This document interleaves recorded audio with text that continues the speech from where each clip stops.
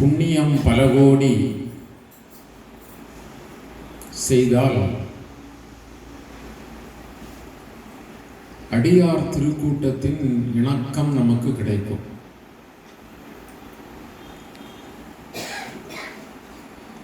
அடியார்களுக்கும் அடியவராகத்தான் பகவான் இருக்கிறார். அதனால்தான் தொண்டர்தம் பெருமை சொல்ல முடியாதது. 1000 நாவுடை ஆதிசேடன் ஒரு ஊழிக்காலம் உரைத்தாலும் அடியார்களுடைய பெருமையை அளவிட்டு சொல்ல முடியாது.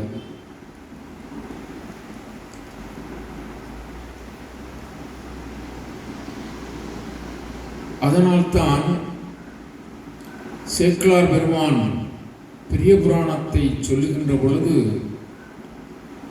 தில்லைவாழ் அந்தணர், அந்த அந்தணர் சிவபெருமான் தன்னடியார் தில்லை 3000 பேர் அவர்களுக்கும் அடியேன் என்றார். அப்பாலும் அடிசார்ந்த அடியார்க்கும் அடியேன் என்று திருத்தொண்ட தொகையை நிறைவு செய்கிறார்.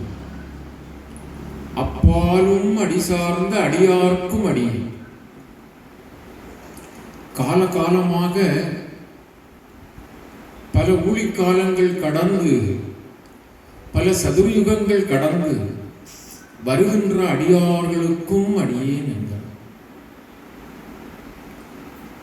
ஆகவே அடியார் பரம்பரையை மேன்மைப்படுத்த, கண்ணியப்படுத்த, மகிழ்ச்சிப்படுத்த, அடியாருக்கு தொண்டு செய்கின்ற ஒரு அற்புத நாம பிரச்சார குடிலை ஏற்படுத்தி இருக்கிறார். அன்பிற்கும் பெருமைக்கும் போற்றுதலுக்கும் உரிய பாச தம்பி, அன்பு தம்பி சிவகுமார் அவர்கள். எல்லோருக்கும் இந்த சந்தர்ப்பம் கிடைப்பது இல்லை. ஒரு காரணம் இல்லாமல் ஒரு காரியம் நடைபெறுவதில்லை. ஒரு காரியம் இல்லாமல் ஒரு காரணம் தோன்றுவதில்லை.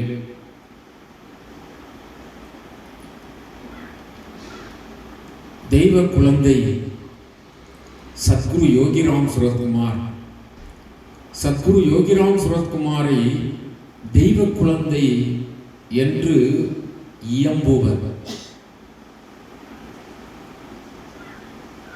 பாண்டித்யமுடைய பண்டிதர்கள் அவரை அப்படி போற்றி வணங்குவர். அந்த தெய்வ குழந்தையின் திருமடியில் இருந்து இந்த நல்ல கைங்கரியத்தை செய்பவர்தான் சகோதரர் சிவகுமார் அவர்கள். அதனால்தான் சிவபுராணத்திலே மணிவாசக பெருமான் சொல்லுவார், ஈர்த்தன்னை ஆட்கொண்ட எந்தை பெருமானே அப்படிங்கிற.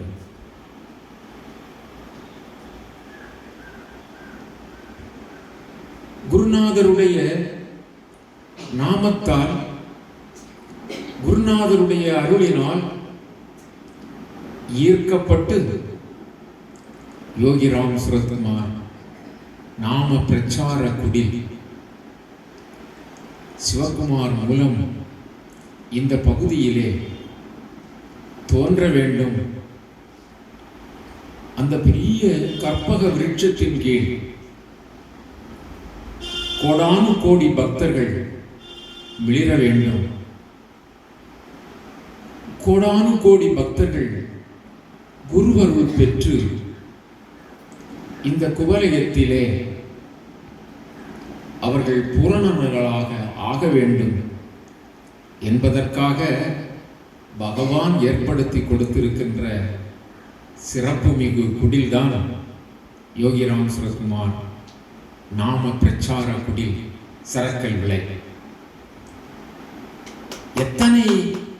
எத்தனை பெரிய ஆனந்தம் பாருங்கள். இவ்வளவு அடியார்கள் குழுமியிருந்து ஒரு சேர பகவானின் நாமத்தை ஜெபிக்கின்ற பொழுது இந்த பிரபஞ்சத்தின் ஒவ்வொரு அணுவுக்கும் அணுவாக இருக்கின்ற அளப்பெரும் கருணையுடைய நம் குருநாதர் மிக தெளிவாக சொல்லி இருக்கிறார் அல்லவா, எந்த இடத்தில் இந்த பிச்சைக்காரனின் நாமம் பகவானின் நாமம் ஒலிக்கிறதோ அங்கு எல்லா நிலைகளிலும் பூரணம் ஏற்படும். தேவர்கள் எல்லாம் குழுமுவர், தேவாதி தேவர்கள் வருவர், மூவர்களும் முதல்வரும் வருவார். அப்படி இன்றைக்கு ஒரு அலாதியான ஆனந்தம், அலாதியான இன்பம் நமக்கெல்லாம் பொங்கி ததும்பி பூரணமாக உள்ளம் அப்படியே ஆனந்தத்தில் குதூகலிக்கிறது. காரணம், குருநாதர் அங்கும் இங்குமாக குவட்டை சிரட்டையும் பனைவோலை விசிறியும் வைத்துக் கொண்டு அப்படி நர்த்தனம் செய்து கொண்டே இருக்கிறார். இதைவிட வேறு என்ன பாக்கியம் வேண்டும்? ஆகவே நாமெல்லாம் நல்ல ஒரு நிலைக்கு நம்மிடம் இருக்கின்ற தீவினைகளை எல்லாம் மாற்றி சல்லடையில் போட்டு சலித்து நல்ல விதையாக தெளித்து நம்மை பகவான் பக்குவப்படுத்திக் கொண்டிருக்கிறார். இதுதான் பேருண்மை. இந்த பக்குவ நிலையை பக்குவமாக நாம் பயன்படுத்தி பக்குவமாக வளர்ந்து மேன்மேலும் பக்குவத்தை அடைய வேண்டும். நல்ல விளைநிலம், ஆனால் அதில் செடிகளும் புதர்களும் கல்லும் முள்ளும் மண்டி கிடக்கிறது. முதல் கட்டமாக அந்த நிலத்தை பண்படுத்த வேண்டும். அதில் இருக்கின்ற தீயவற்றையெல்லாம், வேண்டாதவற்றையெல்லாம், அந்த முள் புதர்களை எல்லாம் மாற்ற வேண்டும். அன்பார்ந்த சகோதரிகளே, சகோதரர்களே, இன்றைக்கு நமக்கு இந்த சத்சங்கம் குருநாதருடைய ஆராதனை விழாவை தொடங்கி தொட்டு இன்று 9வது நாள், நவ நாள், நவமணி நாள் இல்லையா, நவக்கிரக நாள். நவம் என்றாலே சிறப்புக்குரியது, மேன்மைக்குரியது. ஒவ்வொரு நவத்தையும் கூட்டினால் அல்லது பெருக்கினால் நவமாக முடியும். அந்த நவஜோதி, அதான் அந்த அகண்டாகார பெருஞ்சோதி இந்த 9வது நாள். இன்றைக்கு நாமெல்லாம் பெரும் பாக்கியம் செய்திருக்கிறோம். என்ன அற்புதம் பாருங்கள், என்ன ஆனந்தம் பாருங்கள். சரக்கல் விலையிலே சிவகுமார் என்ன சாதித்திருக்கிறார், என்ன சாதனை செய்திருக்கிறார். இந்த வட்டார பகுதியில் இருக்கின்ற தாய்மார்கள், சகோதரர்கள், பெரியவர்கள், சான்றாண்மை உடையவர்கள் இல்லையா, ஆற்று மண் எல்லாம் வாரிவிட முடியாது, கடல் மண் எல்லாம் வாரிவிட முடியாது. ஆனால் கடலிலே விளையும் முத்தை சேர்த்துக் கொள்ளலாம், அது விலை மதிப்பற்றது. ஆற்றிலே தோன்றுகின்ற அந்த மணிகளை நாம் சேர்த்துக் கொள்ளலாம் இல்லையா. கண்டகி நதியிலே இருக்கின்ற அந்த விஷ்ணு முகூர்த்தத்தை சேகரித்துக் கொள்ளலாம். அது மாதிரி நல்லோர்களை இணைத்து இந்த பிரச்சார குடில் பகவானின் நாமத்தை சொல்லி உலகளாவிய அளவிலே இந்த பிரச்சார குடிலினுடைய பணிகள் பல்கி பெருக வேண்டும். நேற்றைய தினம் கூட மண்டைக்காட்டிற்கு வந்திருந்த எங்கோ தமிழ்நாட்டில் ஏதோ ஒரு பகுதி, இன்னும் சரியாக அவருடைய முகவரி கிடைக்கவில்லை, ஒரு அன்பர் சிவகுமார் அவர்களை தேடுகிறார் ஒருவர். மண்டைக்காட்டிற்கு டூரிஸ்ட் வந்தவர் என்று எனக்கு அங்கிருந்து என்ன அந்த போனிலே பேசினார். எவ்வளவு சந்தோஷம்! உலகமெல்லாம் ஓங்கிட வேண்டும்,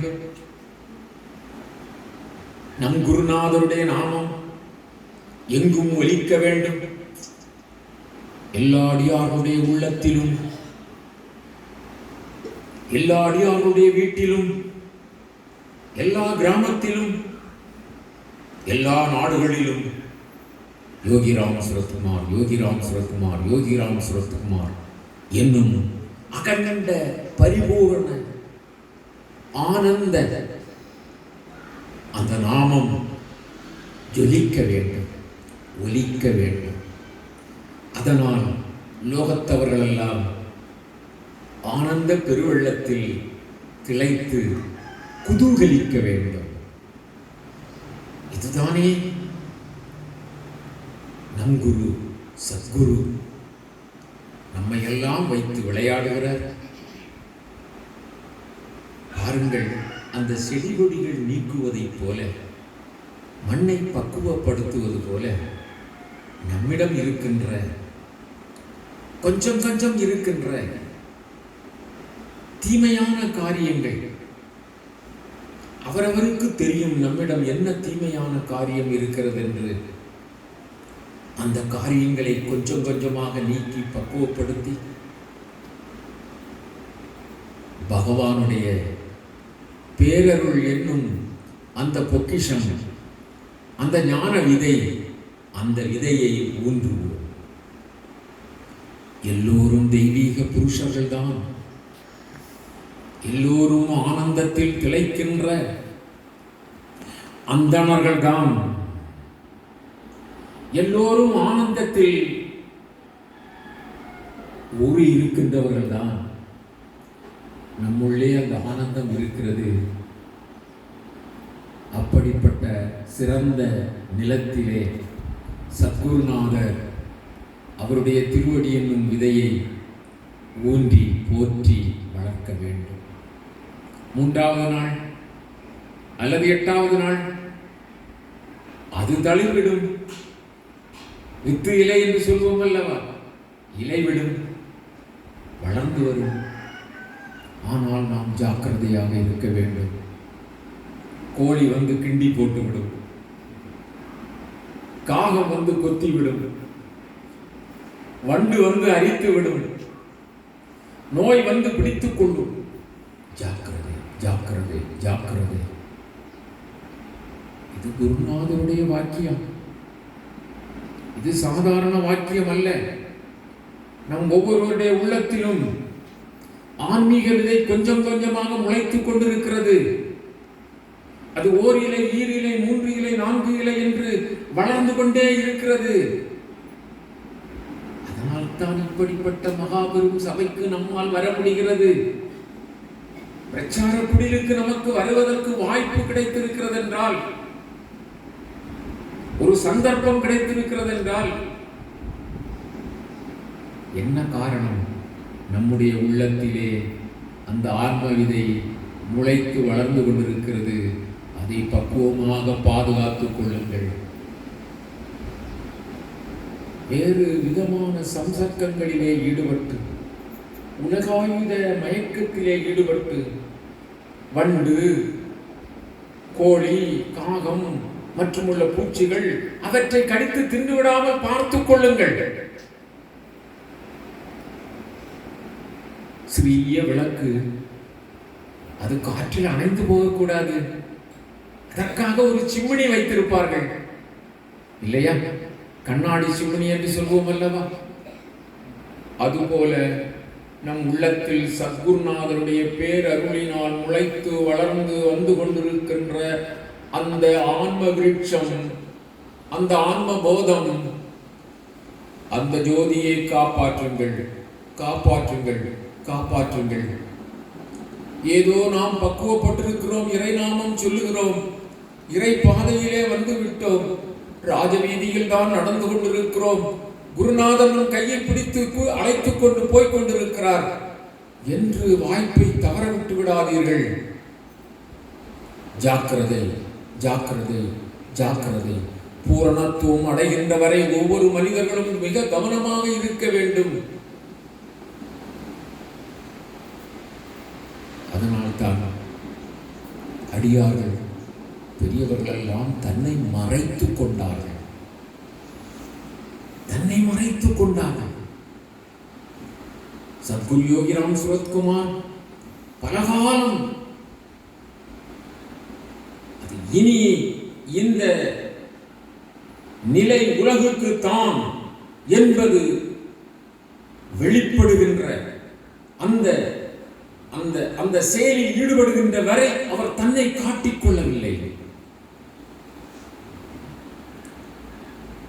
போர்வைக்கு மேல் போர்வை போட்டு தன்னை மூடிக்கொண்டார். பிரகாசம், ஆனால் போர்வை மேல் போர்வை போட்டு மூடினார். பிச்சைக்காரன் வரிசையிலே உட்கார்ந்தார், தன்னை பிச்சைக்காரன் என்று சொல்லிக் கொண்டார். இறப்பனாக பரப்பனாக தெருக்களில் சுற்றினார். பாரத நாடு முழுவதும் சுற்றி வலம் வந்தார். தன்னை வெளிப்படுத்திக் கொள்ளவே இல்லை. காலம் கனிந்த பிறகுதான் இந்த பிச்சைக்காரனுடைய அருள் எல்லோருக்கும் கிடைத்து இன்புற வேண்டும் என்பதற்காக தன்னை கொஞ்சம் காட்டிக்கொண்டார். ட்ரூமன் வாயிலாக புத்தகங்கள் வெளிவந்தன. கொஞ்சம் யோசியுங்கள். நாம் எல்லோரும் மிக மிக அடக்கமாக, மிக மிக பணிவாக, மிக மிக ஜாக்கிரதையாக இருக்க வேண்டும். இது மிக மிக முக்கியம்.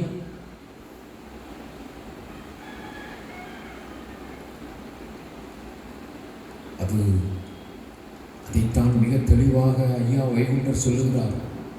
அடக்கம் பெரிது அறிவுள்ள என் மகனே, கடக்க கருதாதே. கொஞ்சம் கூட கடந்து விடக்கூடாது. கையை விரித்தால் போச்சு. நம் கைக்குள்ளே இந்த மாணிக்கம் இருக்கிறது. கையை விரித்தால் போய்விடும். ஆகவே ரொம்ப ஜாக்கிரதையாக, ரொம்ப சாதனை செய்பவர்களாக தன்னைத்தானே உயர்த்தி கொள்ள வேண்டும். பகவான் நம்மோடு கடந்தோறும் இருந்து கொண்டு நமக்கு எல்லா விதமான ஆதரவும், எல்லா விதத்தில் நம்மை கவசம் போல் காத்து வழிநடத்துகிறார். சந்தேகம் இல்லை. எத்தனையோ ஜென்மங்களுக்கு பிறகு சத்குருநாதருடைய திருவடி பல கோடி பிறவிகளில் செய்த புண்ணியத்தின் வயமாக நமக்கு கிடைத்திருக்கிறது. வாய்த்தது நமக்கு ஓர் குரு. வாய்த்திருக்கின்ற அந்த தருணத்தை விட்டுவிடக்கூடாது. தருணம் இது பொற்சபையில் சிற்சபையில் புகுந்தருணம் இதுவே. அதுதான் கண்டவர் எடுத்திடுங்கோ எங்கள் காரண தெய்வம் ஐயா என்றார். கண்டவர் விட்டுவிடாதீர்கள். விட்டுவிட வேண்டாம். இந்த லோகத்திலே பெரிய சக்கரவர்த்தியாக, ராஜாதி ராஜனாக திகழ்ந்தார் பரதன். அந்த பரதன், அவருக்கு எல்லா சுகபோகங்களும் இருந்தது. 4 வகை சேனைகளும் அவருடைய ஆணைக்கு கட்டுப்பட்டிருந்தது. மன்னர்கள் எல்லாம் அவருடைய காலடியிலே வந்து விழுந்து வணங்கினார்கள். மந்திரிமார்கள் அவருடைய ஏவலை சரிவர செய்தார்கள். இப்படி வாழ்ந்த பரதன், இவையெல்லாம் ஒரு காலம் இருந்து ஒரு காலம் அழிந்து போகும். இது நிலையானது அல்ல, இல்லையா? சிவகுமார் ஐயா பாடினார்கள் அல்லவா, கோவணம் கூட கூட வராது, அதற்கு மேல் என்ன வேண்டும்? அவர் காதற்ற ஊசியும் என்றார், இவர் கோவணம் சொன்னார் இல்லையா? அப்படி விரக்தி அடைந்து பரதன் நாட்டை துறந்து நல்லாட்சி செய்தவர், செங்கோல் செலுத்தியவர். அவரில் எவ்வளவு எல்லளவும் அப்பளுக்கு இல்லை.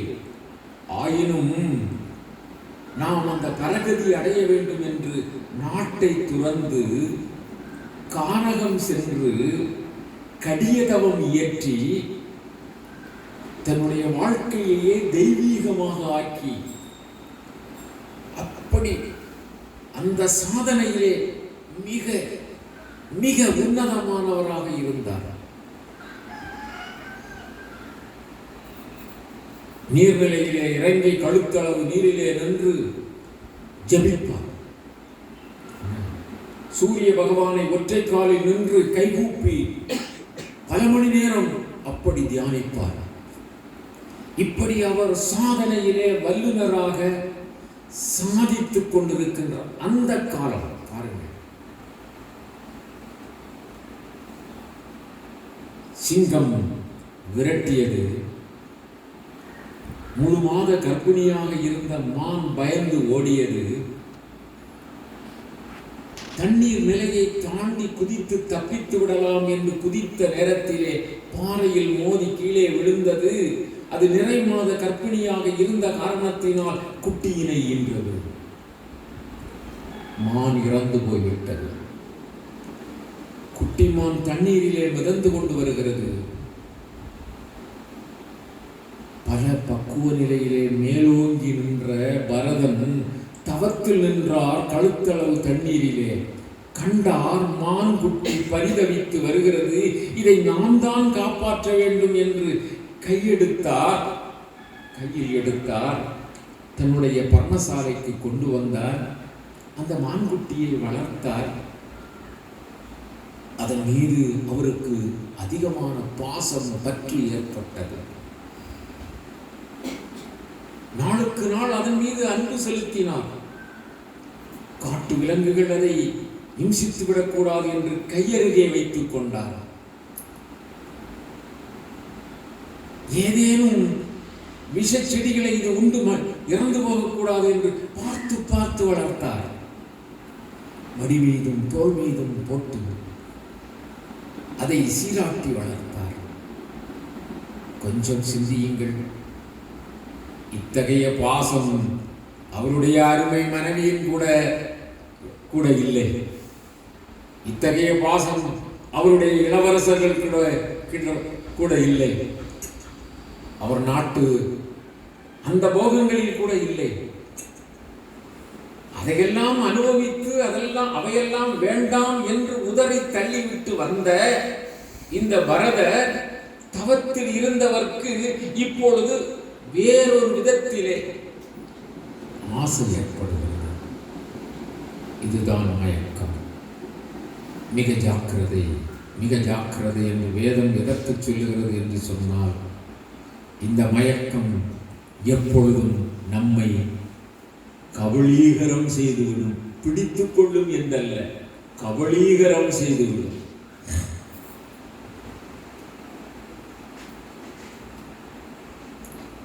பகவான் ஸ்ரீ ராமகிருஷ்ணர் அதனால் தான் சொல்லுகிறார், ஆன்மீக பாதையிலே முன்னேறி செல்கின்றவர்கள் நெருப்பு ஆற்றின் மீது போடப்பட்ட மயிர் பாலத்தின் மீது நடந்து செல்வதைப் போல மிக ஜாக்கிரதையாக இருக்க வேண்டும். நெருப்பு ஆற்றில் மயிர் பாலம் போட்டால் நடக்குமா? அதில் நடக்க முடியுமா? ஜுவாலை பட்ட நேரத்திலே கருகி போகும் அல்லவா? எவ்வளவு பெரிய உதாரணம் பாருங்கள். கூர்மையான கத்தியின் மீது நடந்தது மாதிரி நடக்க வேண்டும் என்கிறார். இது சாதகர்களாக இருக்கின்ற உங்களுக்கு பகவான் இப்பொழுது அருளுகிறார். அவ்வளவுதான். நல்லா கவனிக்க வேண்டும். ஆகவே எந்த நேரத்திலும் எவ்விதத்திலும் எப்படியும் நம்மை மாயையில் தள்ளுவதற்கு மயக்குவதற்கு நாலா பக்கத்தில் இருந்தும் எப்பொழுது விளக்கு அணையும் என்று இருள் நினைத்துக் கொண்டிருக்கும் அல்லவா? அணைந்த மாத்திரத்தில் இருள் என்ன செய்யும்? கவ்விக்கொள்ளு, சூழ்ந்து கொள்ளும். அதற்கு நேரமே கிடையாது. விளக்கு அணைந்தால் இருள். சூரியன் மறைந்தால் இருள் எதிர்பார்த்து கொண்டே இருக்கும். குருவினுடைய திருவடியை பற்றி பிடித்துக் கொண்டு, அப்பா பகவானே, அருள் கடலே, அருணாச்சலா, அருணையின் தெய்வமே, கருணை கடலே, கண்கண்ட காருண்ய மூர்த்தியே, ஏதோ விதத்தில் உம்முடைய மேலான கருணையின் காரணமாக உம்முடைய திருவடியை நான் யோகிராம் சுரத்குமார் பிரச்சார குடில் மூலமாக, நாம பிரச்சார குடில் மூலமாக பிடித்துக் கொண்டேன். இனி நான் மயக்கத்தில் ஆண்டு போய்விடாமல் என்னை காத்து ரட்சிப்பீராக என்று கணந்தோறும் வேண்டிக் கொள்ள வேண்டும். பரதன் அப்படி மான் மீது ஆசைப்பட்ட காரணத்தினால் மறுபிறவியிலே நீ எதை நினைக்கிறாயோ அதுவாக ஆவாய், நீ எதை நினைத்து உயிர் துறக்கிறாயோ அதுவாக ஆவாய். இதுதானே கீதாச்சாரியர் கண்ணபரமாத்மா நமக்கு சொல்கிறார். எந்த பொருள் மீது அதிக ஆசை நமக்கு இருக்கிறதோ அந்த பொருளை அனுபவிப்பதற்காக மீண்டும் வர வேண்டும். இறக்கும் தருவாயில் பக்கத்தில் படுத்திருக்கிறது மான் குட்டி. ஐயோ, நான் இறக்கின்ற நிலை ஆகிவிட்டது, இந்த மான் என்ன ஆகுமோ என்று ஏங்கி நினைக்கிறார். அதுவும் இவர் இறக்கும் தருவாயில் இருக்கிறார் என்று அந்த மான் இவர் முகத்தை நக்குகிறது, மோந்து பார்க்கிறது. இப்படியெல்லாம் சுற்றி வருகிறது. மானின் நினைவாகவே இறந்தார், மானாக பிறந்தார். ஆனால் எந்த இடத்தில் நாம் விட்டோமோ அந்த இடத்தை பிடிப்போம்.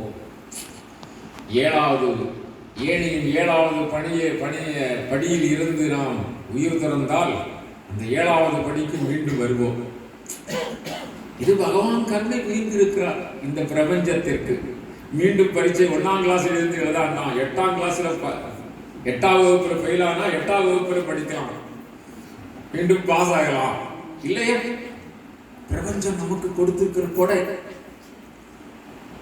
ஃபெயில் ஆகிட்டா இன்னும் 1ஆம் கிளாஸ்ல நான் படிக்கணும்னு இல்லை இல்லையா? அது ஒரு கருணை தானே, பெரிய கருணை எல்லாம். இவருக்கு ஞாபகம் இருக்கிறது, முன்பிறவியிலே இப்படி நாம் ஒரு தவறு இழைத்து மானாக வந்து விட்டோம், இனி இந்த காட்டுமான் கூட்டத்திலே சுற்றி திரியக்கூடாது, இங்கு ஒரு பெரிய யோகீஸ்வரர் இருக்கிறார், இவருடைய ஆசிரமம் இங்கு இருக்கிறது, இதை சுற்றி வந்து மெல்ல இங்கே ஒதுங்கி படுத்துக்கொண்டு நம்முடைய காரியத்தில் குறியாக இருப்போம் என்று காரிய குறியராக இருந்தார். நாமும் காரிய குறியராக இருக்க வேண்டும். நம்முடைய காரியம் என்ன? நம்முடைய லட்சியம் என்ன? நம்முடைய விடுதலை எது? குறியை நினைந்திருப்போம். உடம்பால் ஆய பயன் ஆவது எல்லாம் திடம்பட ஈசனை தேடு.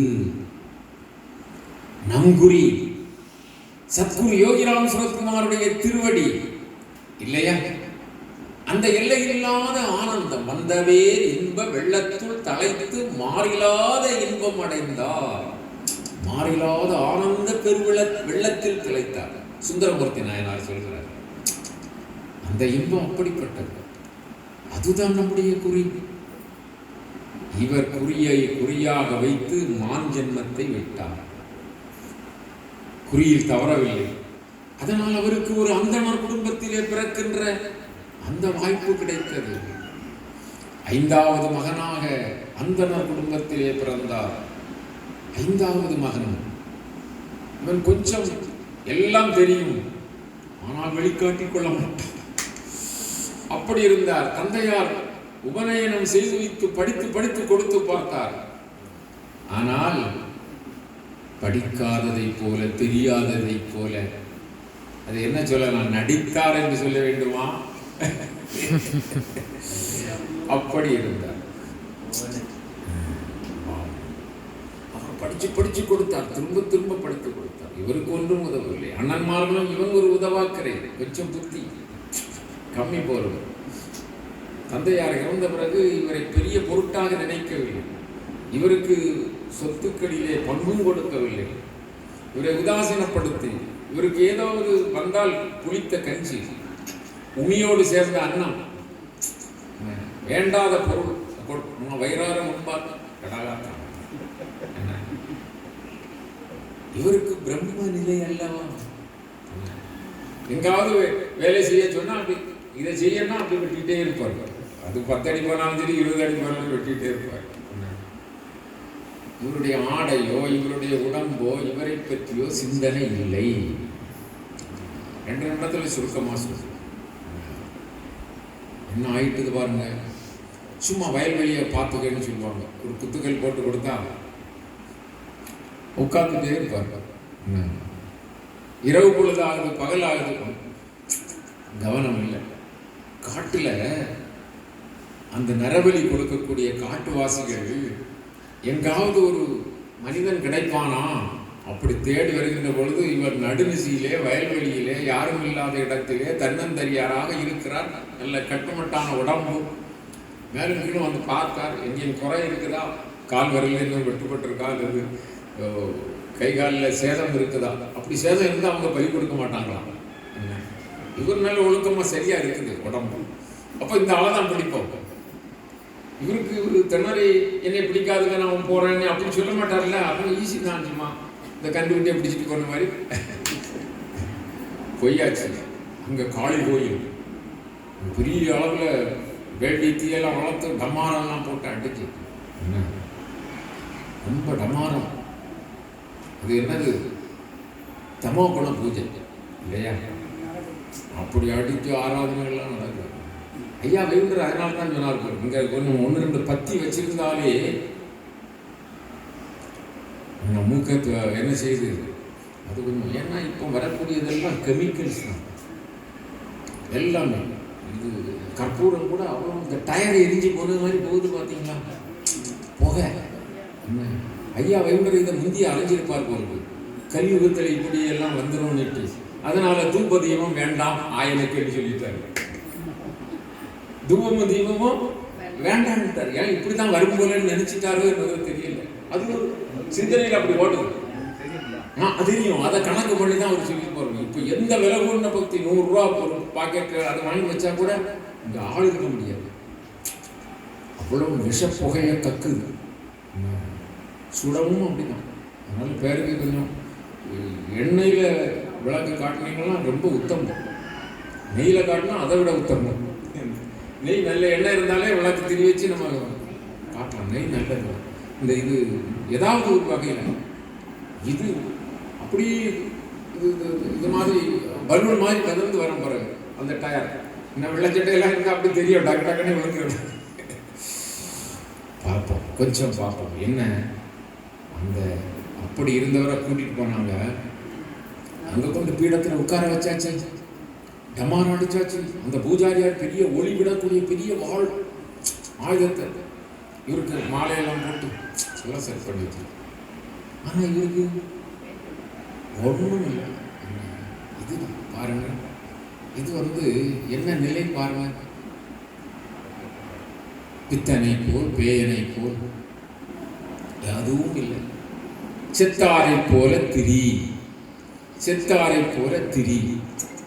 அவரு திரியணும், திரியணும், நடமாடணும். ஆனா செத்தவனை போல, செத்தவன் இப்படியா நடமாடணும், செத்தவனை போல. அதுதான் ஜாக்கிரத்துல இறை உணர்வு. கனவுல நமக்கு, அதாவது சுஷுப்தி தூக்கத்துல உணர்வு இல்லை. தூக்கம் நல்லதுதான், ஆனா உணர்வு இல்லை. ஆனா இது ஜாக்கிரம், விழிப்பு. இதுல செத்தவனை போல இருக்கணும், ஆனா உணர்வு இருக்கும். இதுதான் வாழை எடுத்து ஓங்கி விட்டணும். என்ன அம்மா பார்த்துட்டு இருப்பாங்களா, இந்த பிரபஞ்சம் பார்த்துட்டு இருக்கோமா? யோகி ராம் சுரத்குமார் நம் ஒவ்வொருவரையும் பார்த்து கொண்டிருக்கிறார். நம் ஒவ்வொருவரையும் கவசமாக காத்து கொண்டிருக்கிறார். என் பிள்ளை என் பிள்ளை என்று வாஞ்சையோடு அவர் நம்மையெல்லாம் தேர்ந்தெடுத்திருக்கிறார். கொஞ்சம் மறந்து விடாதீர்கள், நம்மையெல்லாம் ஒரு திருக்குடும்பமாக சேர்த்திருக்கிறார். அங்கே வேளிமலையிலே ஒரு ராம்ஜி ஆசிரமம், இங்கே பேயோட்டிலே ஒரு ஆனந்த குருகுலம், சரக்கல் விலையிலே அற்புதமான நாம பிரச்சார குடி. பாருங்க, எவ்வளவு நேரம் இருந்தாலும் ஆனந்தமா இருக்கலாம். அங்கே காணிமடத்திலே ஒரு மந்திராலயம், இன்னும் எத்தனையோ எத்தனையோ, எல்லோரையும் அப்படி அப்படி அங்க உட்காருங்கம்மா, அங்க உட்காருங்க, அப்படி அப்படி அப்படி அவருடைய திருக்கரத்தினால என்ன செய்கிறார்? சேர்த்து வைத்திருக்கிறார். காளி பார்த்திருக்க மாட்டாள், ஆவாகனமானாள், கையில் வாழை எடுத்தாள், அங்கிருந்த தீயோர்கள் தலையெல்லாம் வெட்டினார். அம்மா உனக்கு நன்றி என்றாவது இவரு சொல்லாண்டாமா? இவரு சும்மா எழுந்து போயிட்டே இருக்கிறார். அதனால அவர் ஜடபரதர் ஆனார். அவருடைய வாழ்விலே ஒரு முறைதான் பேசினார். ஒரு ராஜா ஞானத்தை கேட்பதற்காக கபிலரிடம் போகும்போது அவருக்கு ஞானத்தை உபதேசித்தார். நம் குருநாதர் நாம் ஜடமாக இருந்து காரியங்களை செய்து கொண்டிருக்க வேண்டும், இந்த உயர்நிலையை பகவான் தருவார், நம் எல்லோருக்கும் ஞானத்தையும் உபதேசிப்பார். என்ன ஞான நிலையிலே நாம் ஒவ்வொருவரும் வாழ வேண்டும், எல்லோரும் இன்புற்றிருக்க வேண்டும். இன்றைக்கு ஆராதனை நிகழ்ச்சியிலே 9வது நாள். இன்றைக்கு நாம பிரச்சார குடிலிலே அன்புக்கும் பாசத்தினுடைய தம்பி சிவகுமார், அவருடைய அன்பு துணைவியார், எல்லோரும் இங்கிருக்கிற நாம் எல்லோரும் ஒரு குடும்பம், ஒரு இரத்தம். ஏனென்றால் ஒரு குருநாதர். அந்த அமைப்பிலே நாம் எல்லாம் இணைந்திருக்கிறோம். ஆனந்தம் ஆனந்தம். கண்ணினால் அடியார் பெருமக்களை காண்பது நன்றி. நம்முடைய சக்தியை ஒரு காலம் வீணடித்து விடக்கூடாது. நம் சக்தியை பெருக்கிக் கொள்வோம். ஆற்றலுடையவர்களாக, ஆனந்தமானவர்களாக நாம் வாழ்வோம். இந்த இந்த இதில் சிதறுகின்ற இந்த ஒளியிலே இன்னும் எத்தனையோ ஆத்மீக செல்வங்கள் மிளிர வேண்டும். எல்லோரும் எல்லா நலமும் சகல சௌபாக்கியங்களும் ஐஸ்வர்யங்களும் பெற வேண்டும். பெருமைக்கு சொல்வதில்லை, சேவல் கூவுகிறது. என்ன சேவல் கூவுகிறது? முருகனுடைய சேவல் கூவுகிறது. எல்லோரும் இன்புற்று வாழ்வோம். இந்த குடில் மேன்மேலும் வளர வேண்டும், உலக அரங்கிலே ஒளிபட வேண்டும். வாழையடி வாழையென வந்த திருக்கூட்ட மரபிலே நாமும் ஒருவராக இணைய வேண்டும். நல்ல இறைநாமம் ஜபித்து அறவாழ்வு வாழ்ந்து நல்ல மேலான ஆனந்த பெருவெள்ளத்தில் எல்லோரும் திளைக்க வேண்டும். அதற்கு எல்லாம் நல்ல சத்குருநாதர் யோகிராம் சுரத்குமார், யோகிராம் சுரத்குமார், யோகிராம் சுரத்குமார் திருவடிகளை இறைஞ்சி பிரார்த்திக்கிறோம். நன்றி, வணக்கம், வாழ்க வளம்.